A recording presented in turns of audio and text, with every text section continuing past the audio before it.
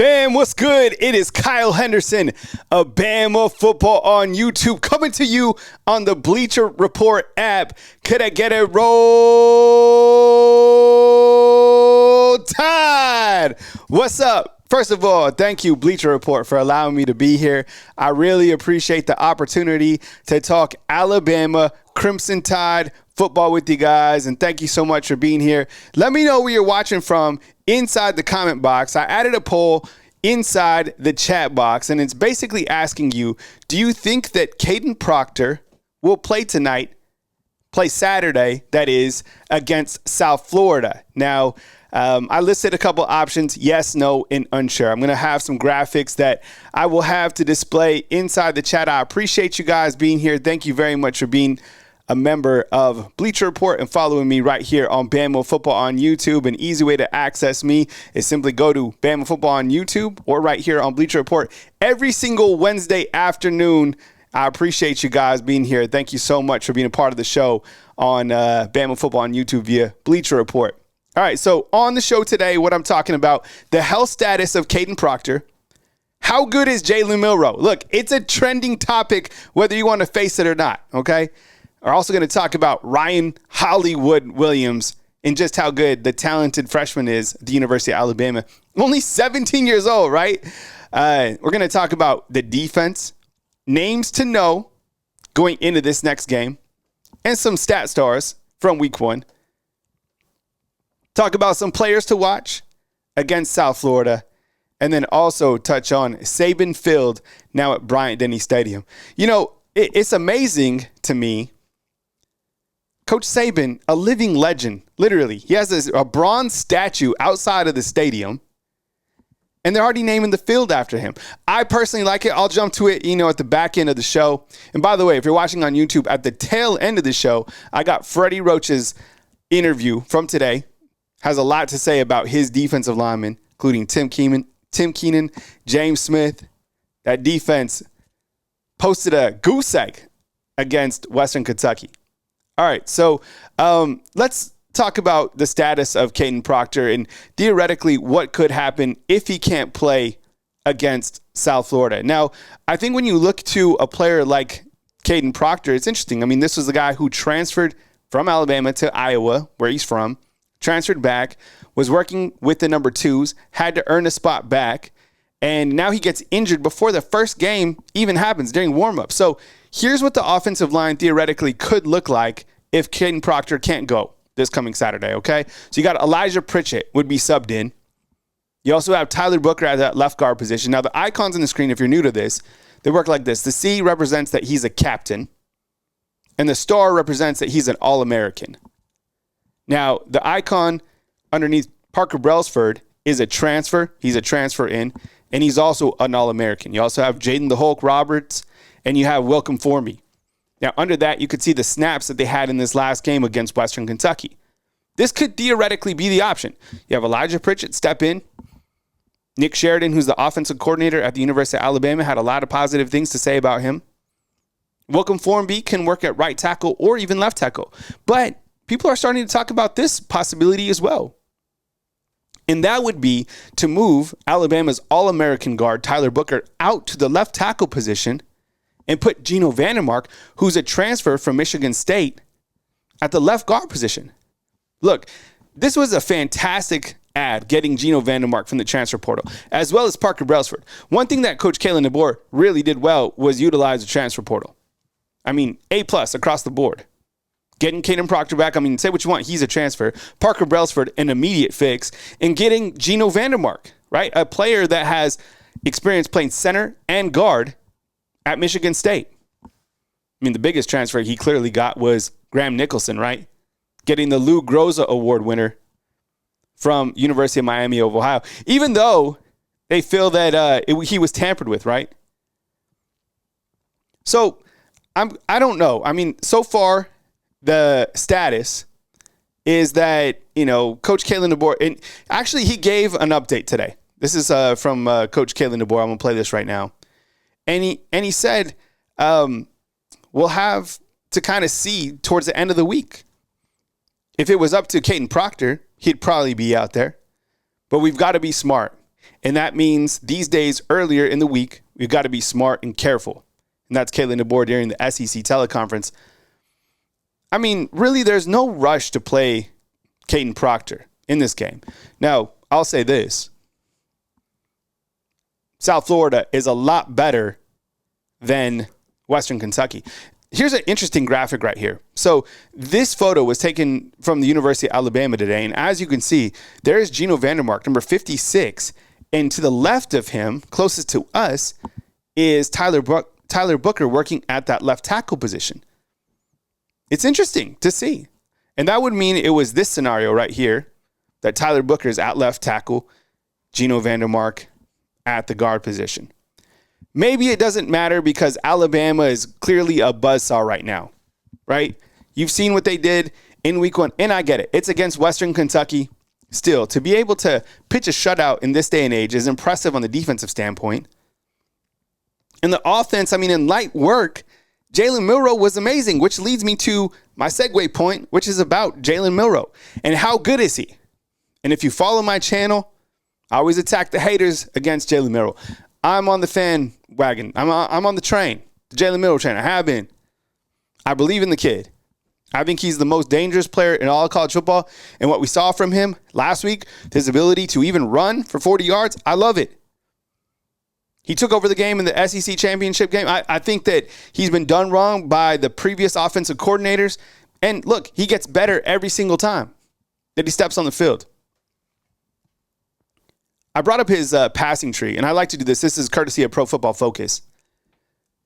Jalen Milroe, his numbers, passing-wise, between the numbers and to the outside right, with 20 yards over, it's mind-boggling. I mean, the guy has the best deep ball.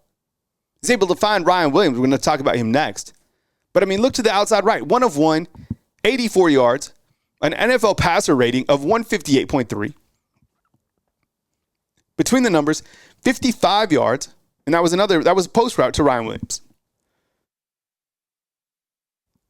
People want to see the short intermediate, right? Well, on the screen, I mean, it was light work for him. He only threw 9 passes in that game. I think in this new era of college football, where we're at, you're going to see less possessions by each team. I mean, he only threw 9, but Alabama also got Ty Simpson in and Dylan Lonergan as well. He was 1 of 1 to the left for 22 yards, which is also a touchdown, right, to Kendrick Law. 1 of 2 across the middle for 8 yards, and 1 of 1 of 10 yards to the outside right. I think that was to Emmanuel Henderson, if I'm not mistaken. And then 1 of 2 for 4 yards, under 10 yards. I mean, I think with this system and Coach Kalen DeBoer and Nick Sheridan, I mean, it's going to be really amazing, and it's going to be really hard for teams to stop Alabama's offense. Look, I've said it. Looking at Alabama's schedule, clearly Georgia and the way that they looked against Clemson, they look good. But if you're going to beat Alabama, in my opinion, you're going to have to outscore them. Who can outscore Alabama? When I'm thinking right now, maybe Texas. I mean, if you want to say Oregon, my goodness, Oregon, they should be penalized for keeping it close with Idaho. That's just my opinion. Georgia looked good. They got a talented quarterback. Ohio State, I guess. But can they win the big game in crunch time? Ole Miss, clearly, Jackson Dart returns. Lane Kiffin, you got to have respect for him. Now, as talented as Jalen Milroe is, there's a lot of talented college football quarterbacks. Actually, I love the play of LSU and USC. Each of the quarterbacks I thought was fantastic. If you watched my shows before, I loved that game. It was down to the wire. USC scored a touchdown in the final seconds to win that game, made it larger than it was. But I don't see a lot of high caliber running backs on the same team like Alabama has. And I think going forward, they're going to complement Jalen Milroe even more so. And when Alabama does have to sustain drives, that is exactly what's going to happen. Justice Haynes, the guy ran, 4 times for 105 yards. It's an average of 25 per carry. Jam Miller barely had opportunities, and you saw him bust off, a 39-yard touchdown run as well. That's a dangerous duo. Sure, Alabama has tons of weapons. We're going to talk about one of them next, which is Ryan Williams. But I think the world is forgetting about how talented Alabama's running back room is. That's a quality tandem We saw Richard Young get opportunities. We saw Daniel Hill get opportunities. We saw Kevin Riley get opportunities. But if Alabama really needs to run behind the tackles, behind the guards, move the sticks, play in a tight game, Justice Haynes, Jan Miller, those guys are exceptional. And there's a reason that Roydell Williams went to Florida State. We love Roydell Williams. It was time for him to move on because these running backs are going to feast. And if you don't think that Alabama running backs are going to eat in Coach Kalen DeBoer's system, you haven't been watching Coach Kalen DeBoer. Had a 1,000-yard running back last year. Did a really good job. I personally think that Jalen Milroe is going to win the Heisman Trophy. I think he leads this team to a national championship. That's not fan talk. I mean, look what Vegas just did. I mean, before the season, they were like plus 1,400. Now they're like plus what, 600? Even Vegas is buying it. I mean, you're seeing it right now. Jump on the train while there's still room. Jalen Milroe is that good. I promise you. All right, let's talk about a freshman that is absolutely turning heads, and that is Ryan Williams. You've seen it before. Where you saw it during the game. The guy catches his first catch ever is a 84-yard touchdown. Like, is this real life? And then his second one is a 55-yard score where he makes a play, he shifts, he splits the safety and gets off. The two guys crashed into each other. The guy's like a video game. He's like NCAA football. Now, his nickname is Hollywood. By the way, he has a new podcast. Go check it out. It's called The New Wave. It's Ryan Williams and Jalen Mbakwe, and I saw a little excerpt. I haven't had time to watch the full thing, but I saw an excerpt of Ryan Williams. He said he's going out to his car, and just like the swarming of the fans. Yo, this guy is a real-life celebrity at 17 years old. I saw a graphic. It said that he's the youngest player in SEC history to score a touchdown. Think about that. He scored not one touchdown, but two. 17 years old. And going in, and think about this. Usually now in this day and age, freshmen get here in the springtime. He didn't get here in the springtime. He came in June. He just got here. From my understanding, he was slicing up the Alabama defense, which is a really good defense, as soon as he got here. First scrimmage, it was an 80-yard score from Jalen Milroe. If you watch the practice highlights that the University of Alabama sent out, you see Jalen Milroe bombing it out to Ryan Williams. Clearly, these guys have an early continuity. It might be too early to call it a top tandem, but I mean, look at this. I was looking over the Pro Football Focus grades. I love analytics. If you scroll all the way down, these are all the top graded wide receivers from this past weekend. McMillan from Arizona scored 4 touchdowns, had 304 yards of receiving off 10 receptions. He was targeted 15 times, but if you go all the way to the bottom, there's Ryan Williams, top 19. These are the top 20 wide receivers in the country, and the guy's 17 years old. And he just caught the ball twice for 139 yards and 2 touchdowns. His Pro Football Focus grade, 87.4. I don't know what he did wrong. I don't, sometimes the grades, you're like, well, what happened? But then again, they graded over 19 plays. That was the play, that's the snap count for Ryan Williams. Just 19. What's going to happen when he has 100 snap counts in? I saw this as well. Someone said that Isaiah Bond, does anybody know how many touchdowns Isaiah Bond caught? He caught four touchdowns during his time at Alabama. Of course, the fourth and 31. Ryan Williams already caught 2. I was also thinking about this. Out of all the guys that transferred out, are you missing anybody? Seriously. I don't think anybody is missing anybody that transferred out. I mean, people were upset about, Caleb Downs leaving. Well, you get a safety in, and Keon Sapp has 2 interceptions in the first quarter. You forget about him. Isaiah Bond, he transferred out. Ryan Williams comes in as a freshman, 17 years old, catches 2 touchdowns. Okay. What about, I'm going to be sad about Will Reichert, the all-time leading scorer. Well, Graham Nicholson, the Lou Groza Award, who actually beat Will Reichert out, comes in and he's 7-7 on PATs. Right? Okay, Roydell Williams left. Well, look what happened with these running backs against Western Kentucky. I mean, was there a transfer that Alabama is really missing right now? Amari Niblack? He's a tight end. Did he even play at Texas? I don't know if he played or not. I think he might be like on their 2 deep. I mean, Earl Little, can you imagine the transfers that went to Florida State. I've been harping on Florida State for a long time. But that's the truth. Ferguson, right? Earl Little, Alabama didn't miss any of those transfers. And the transfers that came over here, they're getting plenty of playing time. I love it. And that's something that now we're going to talk about the defense and kind of names to know.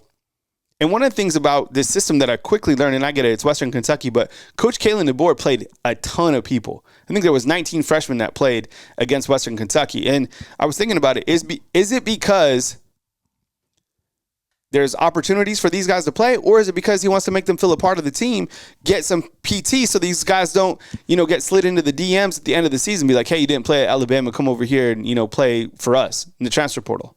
That happens. It happened to Caden Proctor. But now if these players are being included on big plays during games, and of course it'll change by, the tightness of each game. But right now, Alabama's a buzzsaw. I'd love to see it. All right, here's some players to watch when we're looking at the defense, okay? So this is the defense, and these are some players to watch. Look, I had the only player that I left out was Malachi Moore. And I didn't do it on purpose. It's just like I could only fit the guys in the graphics. So Malachi Moore, you're on this list as well, bro. I mean, I'll add him somehow, some way. But I think it kind of goes without saying that he's added to the graphic, right? He's a captain. He played in the most snaps during the game against Western Kentucky. Malachi, man, if you somehow see this, I love you, bro. But your brothers, I'm just hyping up these guys. So here's a look at the Alabama defense and just some guys that really stood out to me. Based off snap counts, stats, what I saw during the actual game, we'll go left to right. Tim Keenan, man, Freddie Roach had a lot of things to say about him today. Freddie Roach is now the assistant head football coach at the University of Alabama, works with the defensive line. Part of the Nick Saban ecosystem played here is built by the University of Alabama. He loves Tim Keenan, and I do too. If you've seen Tim Keenan, he's 320 pounds, and every single time I get to talk about him, I hype him up because I have a lot of respect about his body transformation. James Smith him and Quay Russo might be the hottest names right now on the defensive side, along with Keon Sapp. James Smith had 3 tackles, 26 snaps, 2 pass breakups, 1 quarterback hurry. The guy is absolutely fantastic. LT Overton. My goodness, what a transfer addition. This guy plays at a very high level. He's trending upward as well. And James Smith, look at those guys. And so what you have in this particular defense is you have 2 defensive tackles, and what they're calling the bandit position is a guy who's under 300 pounds that can get to the quarterback. And then you have a wolf position right here in Quay Russo is a guy coming off the edge. Think about this. Quay's 250 pounds. He had 4 total tackles. Everybody was talking about him. You talk about trending topics, he's one of them. Okay? Then you got these 2 guys right next to each other. At the 4-2-5, you got the 2 inside linebackers, Deontay Lawson and Jahar Campbell. Look at the snaps. They had over combined 80 snaps, and they had together 18 tackles. Man, those are first-round guys right there. And then in the secondary, Damani Jackson played in 40 snaps. They didn't even target him. They didn't go to him one time. I get it. TJ Finley was under a lot of stress, and he's not it as a quarterback. He's just not. They're going to have to. Western Kentucky's got to go with the other quarterback, in my opinion. But 40 snaps, he did a really good job. Only 1 tackle, and then Keon Sapp comes in 42 snaps and has 2 interceptions in the first quarter. So that's kind of the defensive snapshot. You love to see it, man. That defense is absolutely ferocious. And the thing I like about Coach Kane Womack is the fact that he's not satisfied. During his Monday press conference going into this next game against South Florida, he was like, we only had 1 quarterback sack. We could have scored on defense. We missed on some opportunities. I love that. He could have been like, yeah, we're right where we need to be. No, they're not. It's the first game of the season. You got to continue to play at that high level and maintain that consistency throughout a gauntlet of a season. 16, 17 games. Because that's what it's going to take this year to win a national title. Think about that, 17 games a college team could play. What's the record now, 15? Was it Clemson that went 15-0? And it's 2 more games on that. Quality games. And you know the schedule is very challenging. The back end of Alabama's schedule is ultra challenging. The front end, I mean, shoot, you saw Vanderbilt beat Virginia Tech. South Carolina, I think they'll be a little bit better than people anticipate. I really do. Georgia. Even this team coming up, South Florida, Alex Gollish. I know the line is 31.5, but still. You got it one game at a time. This is a challenging schedule. All right, players to watch versus South Florida. I appreciate you guys being here. If you're watching on Bleacher Report or you're watching later on BAMA Football on YouTube, either way, I appreciate you guys. And Bleacher Report, I love you. I don't know if you guys even see these, but I love you so much. Thank you for allowing me to be here and talk Alabama football. I love to do it. All right, here's some players to watch for this upcoming game. How could I not add Ryan Williams? Right? Like, I want to see what he does in game 2. I want to see what he does when he gets his 20th snap. You imagine the expectations for this dude were so high, and he has 2 catches for 2 touchdowns. If he catches a pass and it's like 10 yards, are we going to be upset? We're spoiled. So spoiled. Jalen Milroe playing out of this world. Only 34 snaps, 7-9, 200 yards, 3 touchdowns, 10 attempts rushing for 79 yards. Are you not entertained? Definitely watching him again. What can you do? Guess what, South Florida and Alex Gollish? You didn't face Jalen Milroe last year. You faced Tyler Buckner. And you faced Ty Simpson. Ty had to come in and save the day in that game. I was like, just put Milroe in. Let's get out of here. 17-3. But last year was last year. This year's this year. And the game is in Bryant-Denny Stadium at Saban Field, which we're going to talk about next. Kyle Henderson, BAMA Football on YouTube, coming to you on Bleacher Report. I appreciate you guys being here every single Wednesday during the month of September. I'll be here at 5 p.m. talking Alabama football with you. All right, we're watching Elijah Pritchett. I don't know if he's going to get the start at left tackle. It could be Tyler Booker, and maybe he goes, and maybe it's Geno Vandermark at guard. I have no idea. But I'm watching to see if he can rise up, because now is the time to earn that spot and show your team that you are capable, accountable. Look, everybody knows what this guy's been through in the offseason. Everybody. He's been in the headlines for a lot of negative reasons. We don't have to bring it up here. But this is an opportunity to show growth, right? To show, hey, look, I'm about the team. I can lock in. I can perform at a high level because my name has been called, and I'm ready to, just dial in. This is a great opportunity for him. I'm eager to see how he rises up if he does get that starting spot. Pulling for him. James Smith, man, watching him, can he continue to play at this level? If he does, he's going to be a wrecking ball in the SEC. Sky's the limit for him. This guy is on a rocket ship, and so is the next guy next to him. Trending topic, Quay Russo. Those 2 guys didn't get a lot of notoriety during fall camp. Well, now, here you go. Can you continue that? Who's gonna be the next player to get to the quarterback? Q-Rob right now has the only sack on the team. Keon Sabb, we're watching you again. 42 snaps, 2 picks, Pro Football Focus grade, 83.9. I think it might be a little bit adjusted, so it might be higher than that going into this next game against South Florida. Who are you watching? When you watch this, let me know inside the comment box who you're watching this week.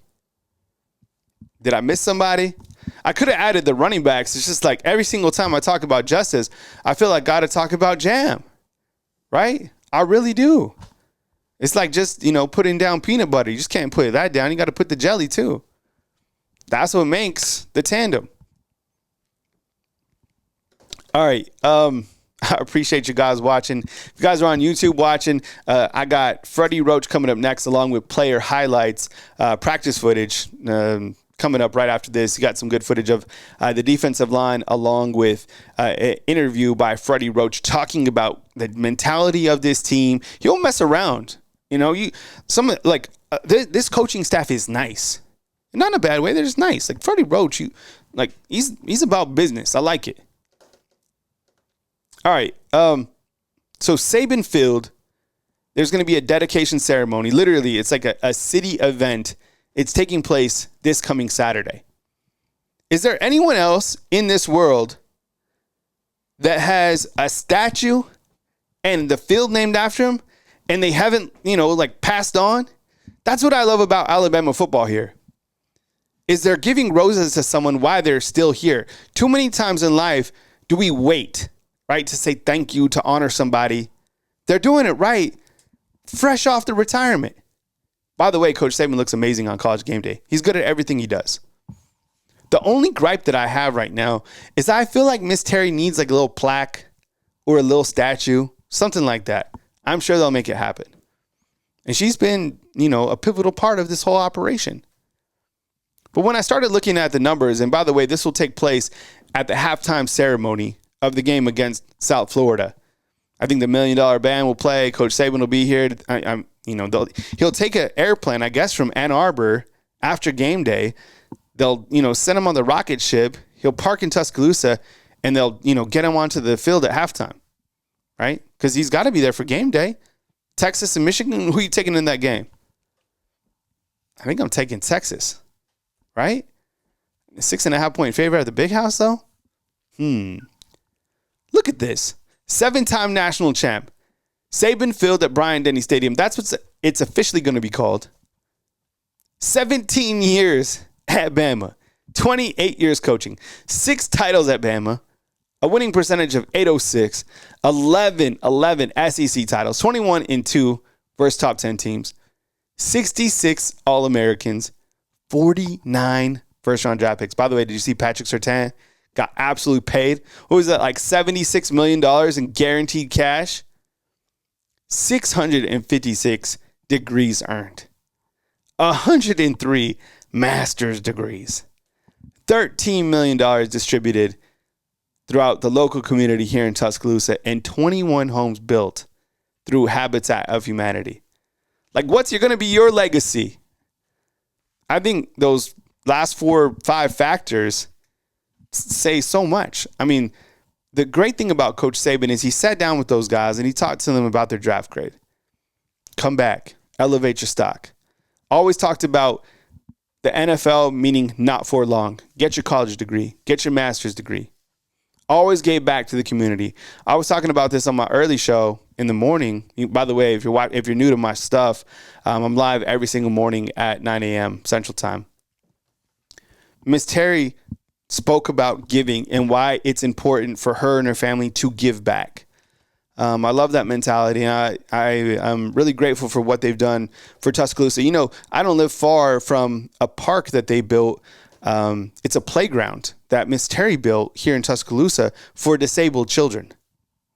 And it's packed. There's always children there, right? So things like that stand out along with the national championships. I hope you guys have enjoyed the show. Thank you so much. I mean, we're warming it up. This is my first time on Bleacher Report this year. I had a really fun time on Bleacher Report last year. Download the app. If you're watching on YouTube, remember, every single Wednesday, live at 5 a.m. Central Time, 5 p.m. Central Time, you can come on and talk Alabama football with me. I appreciate you guys. Thank you so much for giving me the platform, Bleacher Report. If you're back there, if you hear me, and we'll keep you posted on the health status of Caden Proctor. I don't think he's going to play. No disrespect to South Florida, because I think this is a much better team than Western Kentucky. I really do. But I think Alabama will handle them either way. And you have to have Caden Proctor healthy, whether for Camp Randall or think about it this way. Today's the 4th. You have 24 days before the game against Georgia. So you can get him healthy. Make sure he's 100% healthy for that big win against Georgia. There's a lot on the line in that game. There really is. I get it. It's an early game. You can drop, a game, but it's the SEC, and there's no more East and West. It's about 1 versus 2. So they need Caden Proctor healthy 1,000,000%. I appreciate you guys watching. I appreciate you guys following Bleacher Report, and I appreciate you guys allowing me to talk Alabama football with you. Be sure and get inside the comment box. Show your love to the Alabama Crimson Tide by dropping a thumbs up. If you're watching on YouTube, stay tuned as we got Freddie Roach and practice highlights from Wednesday. You also got the Hey Coach show, so definitely go support your coach, Kalen DeBoer. My name is Kyle Henderson. Bama Football on YouTube, 107,000 subscribers, covering Alabama since 2017. On X, Bama YouTube, TikToks, Bama YouTube. Everything floods to Bama Football on YouTube first, and then I circulate out. Also on Spotify, just look for Bama Football on YouTube. Bleacher Report, I love you. Thank you for the opportunities. Thank you, fam. I will catch you soon on my next show, and I'll be back next Wednesday talking Alabama football as we get ready for Week 3, Alabama taking on Wisconsin, Camp Randall, 11 a.m. kick. But for all the news coverage, back to Bama Football on YouTube. I love you guys. Enjoy the rest of your week, and we'll catch you back at Bama Football on YouTube. Love you, fam. All right, fam, I hope you enjoyed that presentation right on Bleacher Report. Back to Bama Football on YouTube. Coming up next, you got Freddie Roach. It's a 10-minute interview. He's talking about his defensive line. He's talking about his defense. This is a guy that's part of Coach Saban's ecosystem. Him and Robert Gillespie being retained along with David Ballou, Jeff Allen. Those are monumental pieces that were retained by Coach Kalen DeBoer. These guys are excellent. This is a really, really good interview. You got Coach Freddie Roach. He's part of Alabama. We start with Coach Freddie Roach right here. It's about 10 minutes. Get comfortable. We did some good things. I think what you've seen is the things that guys have worked on throughout the week and throughout camp, all right, to put them in a position to have some success. Obviously, there's a lot to get better at, and from week 1 to week 2, that's what you expect to happen. But, you know, they did good stuff, and we got to build on it. Kane talked on Monday about guys who had to trust them to be over a certain line to play a lot of reps on Saturday. What did James Smith show throughout camp that y'all were able to trust him? Yeah, I think James has grown up a lot. I think James is taking his game to another level. He's worked hard, and he's getting what he deserves. You know, he came in every day throughout camp, and he's continued to improve. And, you know, that's good. We're trying to build depth in that room so several guys can go out and perform, but he's done a tremendous job. What is a number of defensive linemen that's the perfect scenario to rotate in and out? You know, I like to get everybody ready to play, and I think we're as good as our weakest link. And those guys have worked hard. They've done what we have to do. We just got to continue to improve. We can't kind of settle and be like that. And, you know, the younger guys that's come in, they're pushing the older guys, and the older guys are trying to do things to a certain standard. So, you know, we'll take and play as many as we can that's ready to play.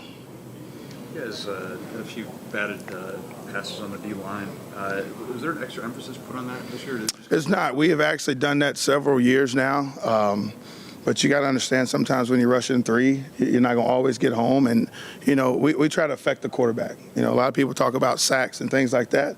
You know, if there's a guy open running down the seam or on a wheel route and we bat the ball down, that's, you know, that takes the air out of him. So that's just something else that we work on. We've always worked on, and we were fortunate to get our hands on some. Yeah, and James Smith, I think he had 2 of them. He did. How have you seen his development? He's done a great job. James has grown up. James is working hard, and the older guys are bringing him along, and look forward to seeing him play for years to come. I'm sorry, Kevin. I was going to say South Florida, obviously you were on staff last year after that game. I mean, are guys using it as motivation, kind of how that went, or how's that inspiring? I think it's the next opportunity we have to continue to grow. They're a good football team. They showed us that last year. They've done a tremendous job. The staff's done a tremendous job, but we've got to go out and make it about us. You know, we've got to do what we're supposed to do to give us the opportunity to be successful. Freddie, there seems to be a conversation around relationships. When we talk with players, deep relationships that this team has been able to create, not just with their teammates, but the coaches. Has that been a point of emphasis throughout this offseason? I think that's part of coaching. That's kind of the unwritten rule. You know, and when you coach players and you demand them to do things a certain way, you have to have a relationship with them. And that's what I've always tried to do. And, you know, it's not, and I tell guys all the time, this is not a 4-year relationship. This is a lifetime commitment for me. It's got to be a lifetime commitment for them. And, you know, they've got to respect you and they got to appreciate you, and you got to show them you have their back in all circumstances. And I think that's part of coaching. Hey, Coach, having a monumental figure like Nick Saban being honored this weekend at the stadium with the stadium name change, and you've previously been under him. I know you spent some time with him, been around him a little bit. Can you just speak on that, what that means for you from a coaching standpoint, just as a former player, just as somebody that's worn those Alabama colors and stuff like that? Yeah, Coach Saban gave me my first opportunity. I'm always grateful for that, and I've learned a lot from him. I kind of started with him, went away, came back, went away again, and came back. So he's always treated me like his own. I didn't have the opportunity to play for him, but very, very grateful for him, and he deserves everything that's going to happen Saturday. Tremendous coach, even a better man, and I'm glad to have an opportunity to be a part of that. For the 0 on the scoreboard, of course, is Yeah. ultimate. There were some long drives in there, and you go back and look at that. Were there any? Yeah, there were some missed opportunities. We got to get out the field on third down. We got to have we got to make it a point to affect the quarterback. Maybe bat some balls down to help the guys out in the back end. But that's part of growing up. Some opportunities that we got to do. But it was tremendous that we held them and they missed the field goal. So I think the effort by Tim Keenan on the fourth down, I think it was really, really good. So, just building on that and, what could we have done to prevent that from happening, which is, that's part of football. But, it's hard to hold anybody to 0, whether you're playing a PlayStation game or in the backyard. Like that's tough to do. So hats off to our guys. But, again, we got to prepare this week. We got a good team coming in, and we got to go see what we can do. And also, Coach, what challenges does a dual threat quarterback like you and Byron Brown present to your position group and just the Alabama defense overall? With him just, just being able to be mobile. I know last week's quarterback, T.J. Finley, was also mobile, but just him having just a little bit more rounding and stuff like that. What challenges does that present? Yeah, he's a tremendous athlete. Obviously, he throws the ball really well, and he can run the ball really well. He creates plays when things broken down. He's got the ability to create something, and it's a challenge for all of us, everyone on defense, not just my group. So, again, we got to do our job, be where we're supposed to be, and play as 11. We can't be individual contractors, and that's part of it. When you're playing a guy like him, it takes a team to slow him down. You talked about Tim Keenan earlier. What is his role in your position group, just kind of as a leader and on the field? He's a tremendous guy. I mean, comes in every day, works his butt off, and, had a great season last year. He started off the right foot now. Helps the young guys out, too. I think that's the big part, kind of letting them understand what the standard is, what is accepted and what's not. I take 10 of them. The kid's unbelievable. And, again, it's day in and day out. He's consistent in what he does. You know you're going to get when you walk in the building, and you appreciate that as a coach. As one of the only coaches on the staff, you and Coach Gillespie, that saw USF last year, is there anything that you've been emphasizing coming on? No, I just think you always got to respect your opponent, regardless of who it is. And they're a good ball club. They may not be in our conference, but they have scholarship players just like we do, and they want to go out and win as well. So we've got to do our job and do a good job of it, and come out ready to play. We mentioned that takes a team. Mm-hmm. Did you see some of that, or a lot of that? The teamwork was good.